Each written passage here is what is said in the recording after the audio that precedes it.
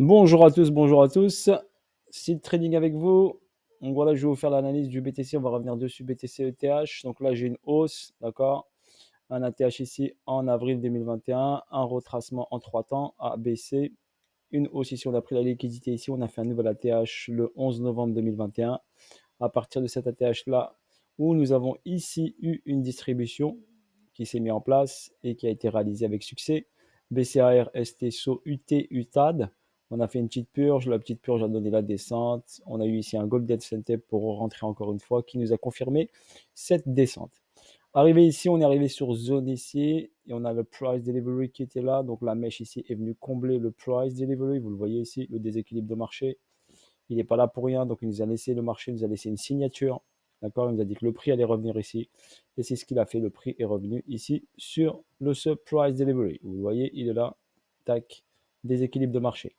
Donc on est venu ici sur cette zone-là, ici méché dessus. Ensuite, on a réagi tout de suite directement. On a défendu ce niveau-là.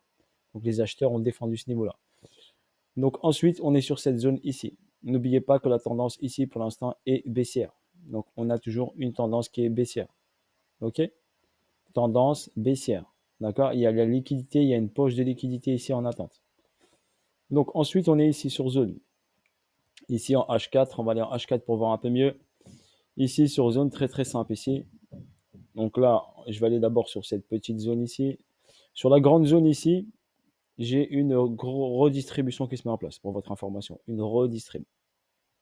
D'accord? Une redistribution ici. Donc on est monté ici, on a fait un plus haut ici, on est venu chercher ici, travailler le plus bas ici, on est venu chercher l'argent ici, on va redescendre, prendre l'argent ici en bas, d'accord, cette zone-là, parce que ça n'a pas été pris encore. Donc elle va être prendre et ensuite on ira vers le haut, comme je vous l'ai expliqué, au-dessus de ce niveau-là.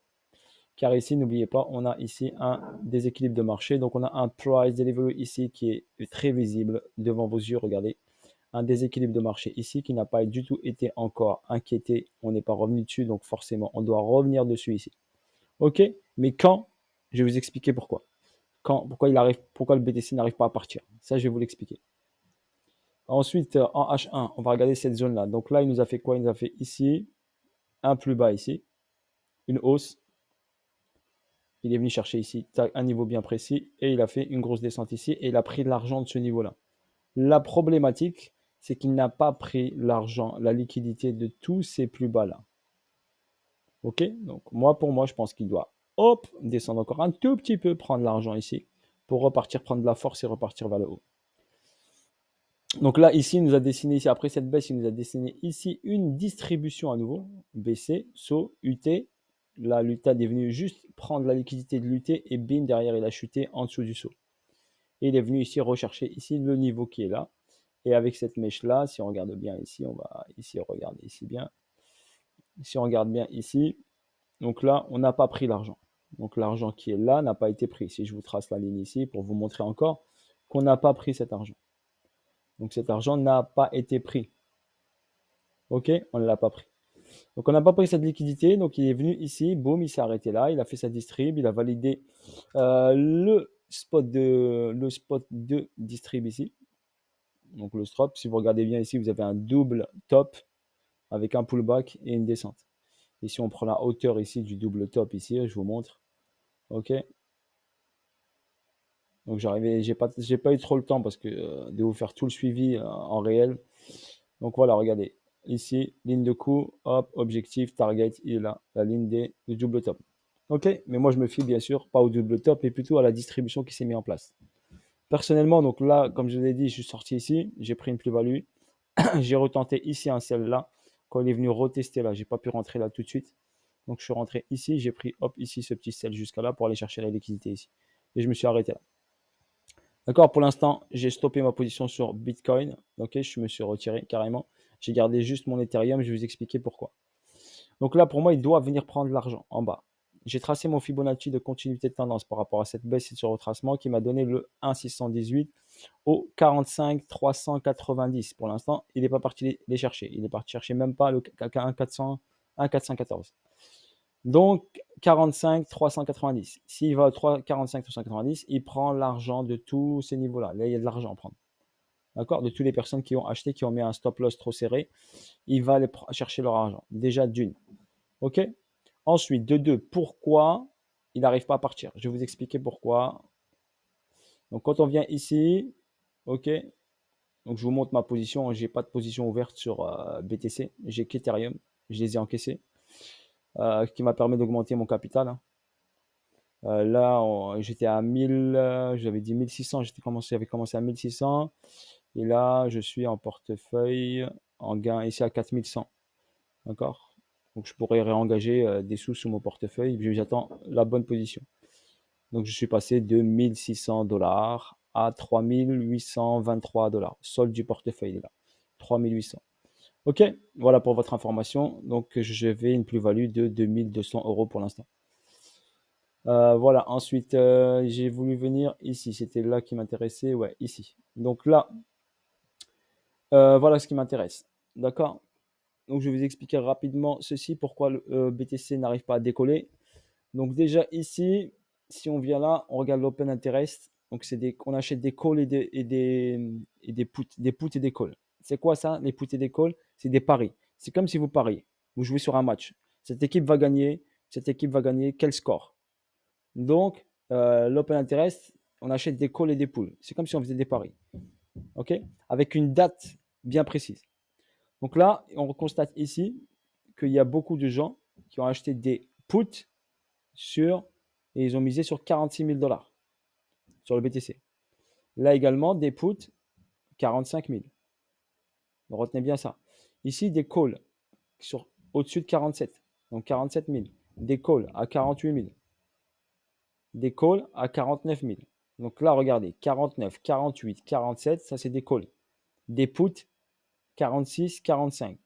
Voilà pourquoi le BTC il reste en dessous de la zone des 46. Car cet argent-là, il a envie de le shooter, il a envie de le prendre.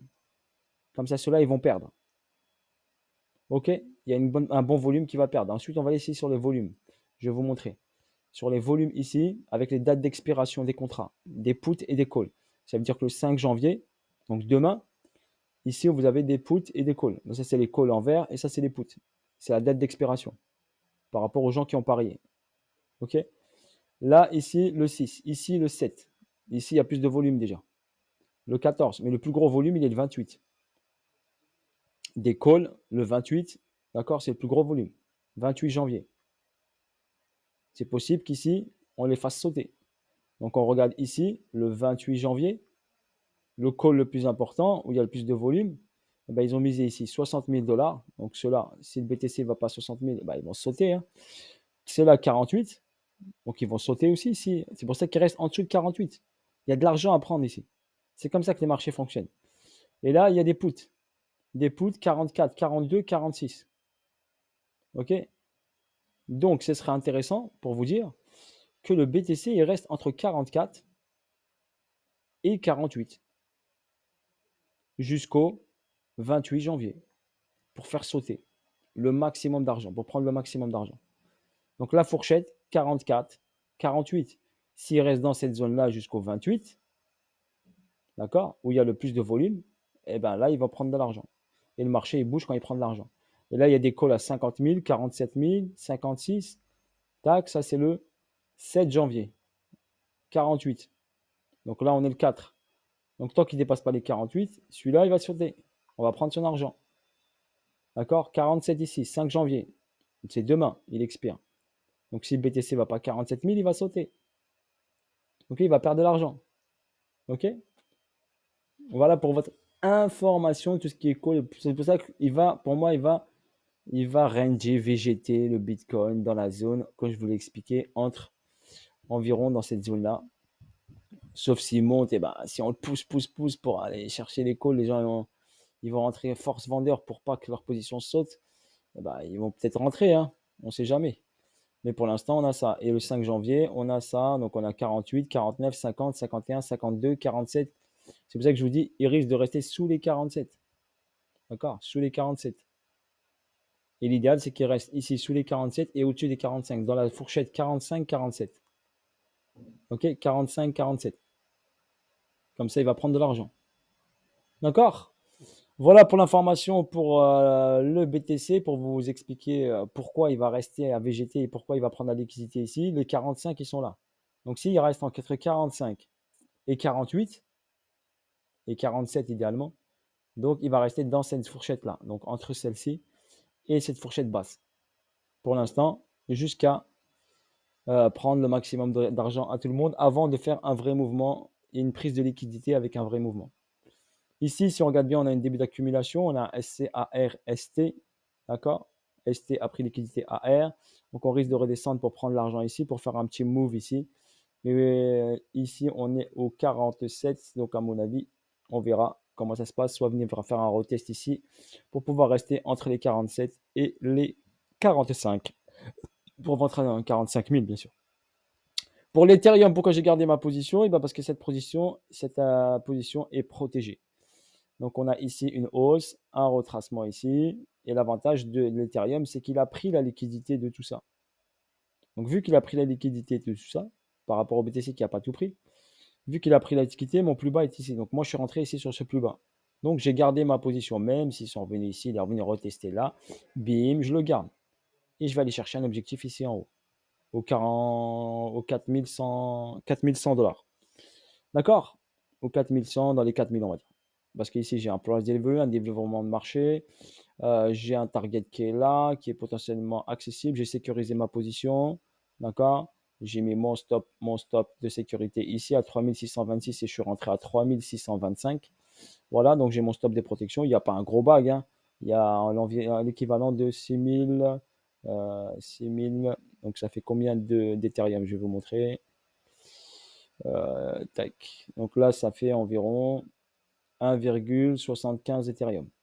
D'accord? Donc 1, presque 2 Ethereum, on va dire. 1,75 Ethereum. Voilà pour votre information. Sur ce, bonne journée à tous. Je vous ai fait le petit suivi Ethereum BTC pour vous expliquer. OK? Et je vous dis à bientôt pour de nouvelles vidéos et de nouvelles aventures. Force à vous tous. Ciao, ciao, bye bye.